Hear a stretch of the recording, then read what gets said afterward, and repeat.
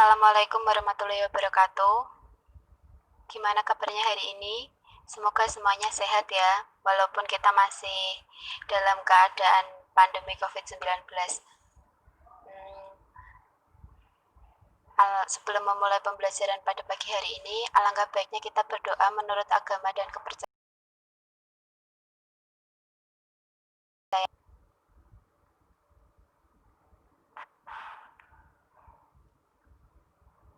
Berdoa selesai. Baik, bisa dipersiapkan ya untuk mengikuti pembelajaran pada pagi hari ini. Dan kalau yang belum absen bisa absen terlebih dahulu ya, itu linknya sudah di-share sama Bu Tia. Hari ini kita melanjutkan minggu kemarin, masih dalam bab 3 yaitu perumusan dan pengesahan Undang-Undang Dasar Negara Republik Indonesia tahun 1945.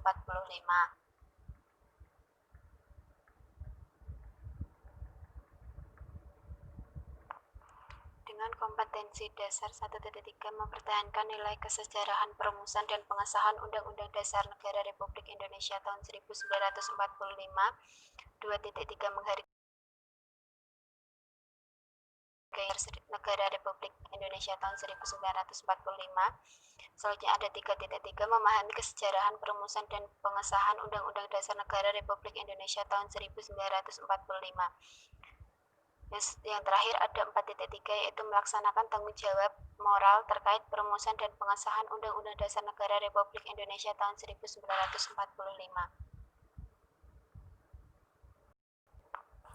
Dengan tujuan pembelajaran setelah mempelajari materi perumusan dan pengesahan Undang-Undang Dasar Negara Republik Indonesia tahun 1945, diharapkan peserta didik mampu menjelaskan sejarah perumusan Undang-Undang Dasar Negara Republik Indonesia tahun 1945. Yang kedua, peserta didik mampu menyajikan tulisan singkat tentang sejarah perumusan Undang-Undang Dasar Negara.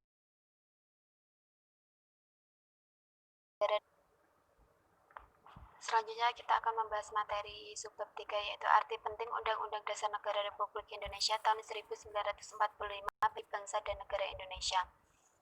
Dalam kehidupan di sekolah, kalian dapat diibaratkan sama dengan kehidupan suatu negara. Keduanya memiliki peraturan. Kehidupan di sekolah diatur melalui tata tertib sekolah, sedangkan kehidupan dalam suatu negara diatur dengan konstitusi atau undang-undang dasar. Setiap bangsa yang merdeka akan membentuk suatu pola kehidupan berkelompok yang dinamakan negara. Bernegara perlu diatur dalam suatu naskah berupa hukum tertinggi negara Republik Indonesia yang dinamakan Undang-Undang 45. Jadi Undang-Undang Dasar Negara Republik Indonesia tahun 1945 itu berisi aturan dasar kehidupan berbangsa dan bernegara di Indonesia. Kedudukannya sebagai hukum yang tertinggi dan fundamental sifatnya, karena merupakan sumber legitimasi atau landasan bentuk-bentuk peraturan perundang-undangan di bawahnya, sesuai dengan prinsip hukum yang berlaku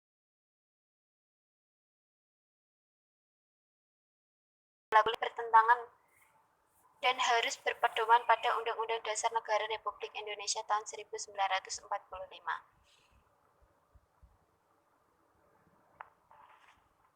Sebagai warga negara Indonesia, kita patuh Negara Republik Indonesia tahun 1945. Kepatuhan warga negara terhadap Undang-Undang Dasar Negara Republik Indonesia tahun 1945 akan mengarahkan kita kepada kehidupan yang tertib dan teratur. Sebaliknya, apabila Undang-Undang Dasar Negara Republik Indonesia tahun 1945 itu tidak dipatuhi, maka kehidupan bernegara kita mengarah pada ketidakharmonisan. Akibatnya bisa terjadi perang saudara. Siapa yang dirugikan? Semua warga negara Indonesia, karena hal itu dapat berakibat tidak terwujudnya kesejahteraan, bahkan mungkin bubarnya negara Republik Indonesia. Marilah kita berkomitmen untuk melaksanakan Undang-Undang Dasar Negara Republik Indonesia tahun 1945 agar negara Indonesia tetap damai.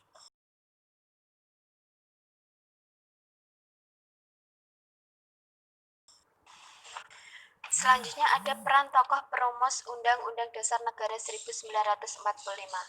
Tokoh pendiri negara Indonesia merupakan putra terbaik bangsa yang memiliki kemampuan dan visi ke depan untuk kebaikan bangsa Indonesia.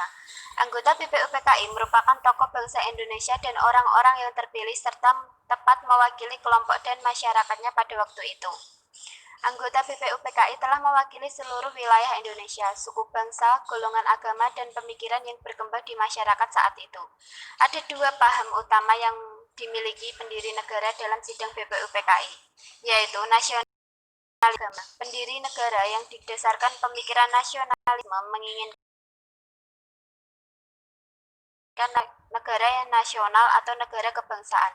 Sedangkan golongan agama menginginkan didasarkan pada satu agama.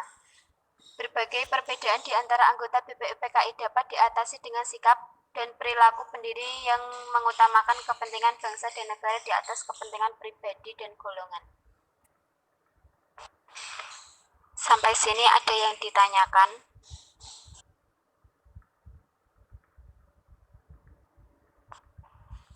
BPUPKI melaksanakan sidang dengan semangat kebersamaan dan mengutamakan musyawarah dan mufakat. Insinyur Soekarno dalam sidang BPUPKI tanggal 1 Juli 1945 menyatakan, kita hendak mendirikan negara Indonesia yang bisa semua harus melakukannya. Semua buat semua, dari pendapat Insinyur Soekarno tersebut besar dalam mendirikan negara Indonesia. Terlepas dari para pendiri negara tersebut memiliki latar belakang suku dan agama yang berbeda-beda.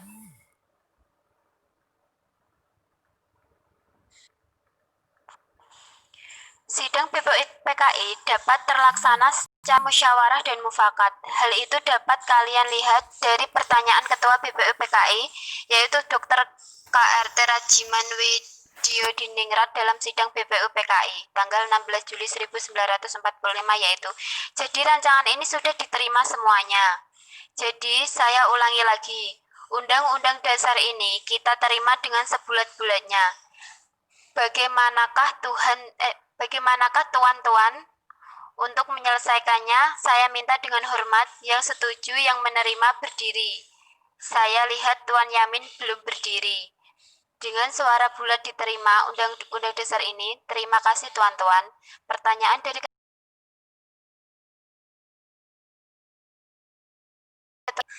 menunjukkan bahwa para pendiri negara telah mengutamakan kepentingan bangsa dan negara di atas kepentingan pribadi dan golongan, serta mengutamakan musyawarah mufakat dalam membuat keputusan tentang dasar negara. Undang-Undang Dasar Negara 1945. Keberhasilan bangsa Indonesia memproklamasikan kemerdekaannya merupakan salah satu bukti cinta para pahlawan terhadap bangsa dan negara. Dalam persidangan PPKI, para tokoh pendiri negara merupakan kecerdasan, kecermatan, ketelitian, tanggung jawab, rasa kekeluargaan, toleransi, dan penuh dengan permufakatan dalam setiap pengambilan keputusan. Setiap patriotisme